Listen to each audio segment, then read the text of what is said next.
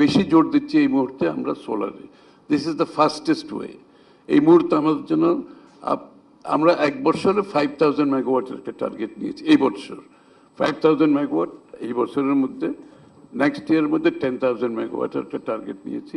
This is the fastest way. এর সাথে কোল, এর সাথে কি বলে আমাদের নিউক্লিয়ারের মধ্যে আমরা কিছু এক্সপ্লোর করতেছি। কারণ আমরা চাচ্ছি যে ইম্পোর্ট বেসড যে আমাদের ডিপেন্ডেন্সটা ওখান থেকে বেরিয়ে আসতে। এবং কোল আমাদের রিসোর্স আছে, আমাদের এক্সপ্লয়েট করা দরকার।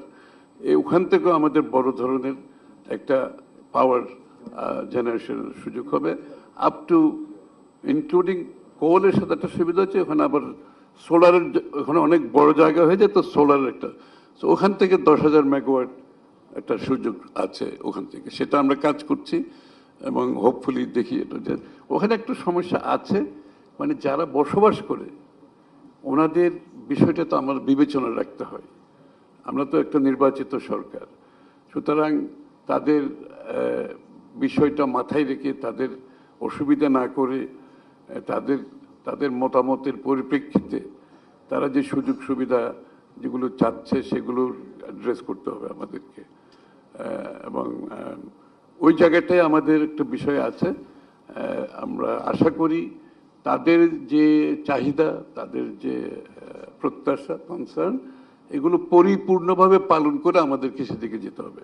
তার আগে যাওয়াটা খুব কঠিন এবং আমরা সেটাকে অ্যাড্রেস করার চেষ্টা করতেছি।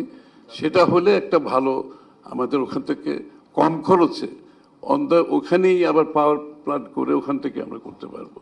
ইকুয়ালি আমরা গ্যাস বেসড যেখানে FSRU এবং শোর বেসড ওখানে আমরা পাওয়ার প্ল্যান্টের চিন্তা করছি, যাতে করে ওটা অনেক কিছু হয়। ভোলাতে আমাদের যে সুযোগ আছে সেখানে আমরা এক্সপ্লোর করছি। সোলারে তো আমরা এই বছর 5,000-এ যাওয়ার চেষ্টা করছি। আপনারা জানেন আমি বাজেটে কিন্তু সোলারের ইনসেন্টিভ দেওয়ার বাকি কিছু নাই। Everything is needed for solar is given. এই বাজেটে সোলারের জন্য যা যা দরকার সব কিছু দেওয়া হয়েছে, ইনক্লুডিং দ্য স্ট্যান্ড যেটার উপর রাখে। এটা আমাকে অনেকে প্রেশার দিচ্ছিল যে এটা আমাদের বাংলাদেশে বানাতে পারে, সুতরাং এটা আপনি কেন ডিউটি ফ্রি করে দিচ্ছেন, এটা তো আমাদের তো লোকাল ইন্ডাস্ট্রি আছে, করতে পারবে। আমি বলি ওইটার জন্য যে হ্যাসেল হবে, কাস্টমসের থেকে শুরু করে ওইটা ম্যাচ করতে যে হ্যাসেল হবে, we don't have time for that. ওইটা আমরা পরবর্তীতে করতে পারবো, অসুবিধা নাই। এই বাজেটে করি না, নেক্সট বাজেটে গিয়ে দেশের যারা স্ট্যান্ড করতে পারে দে ক্যান বি কম্পিটিটিভ, অসুবিধা নাই। এগুলো স্টেজ বাই স্টেজ করে যাবে। আমরা কোনো সময় নষ্ট করছি না, আমি যেটা বোঝাতে চাচ্ছি, আমরা কোনো সময় নষ্ট করছি না। Prime minister is on the job 7 days a week, I can assure you. আমরা সবাই 7 দিন কাজ করি, আমাদের কোনো ছুটি নেই। We all work 7 days practically, এবং এভরিথিং ইজ টাইম বাউন্ড। সব কিছু টাইমের মধ্যে নির্দিষ্ট করা আছে। যারা ফেল করবে, আই থিঙ্ক সেটা যেই সেক্টরে যারাই হোক, আই থিঙ্ক তাদের সেখানে কন্টিনিউ করার কোনো সুযোগ থাকবে না, আই ক্যান অ্যাসিওর ইউ।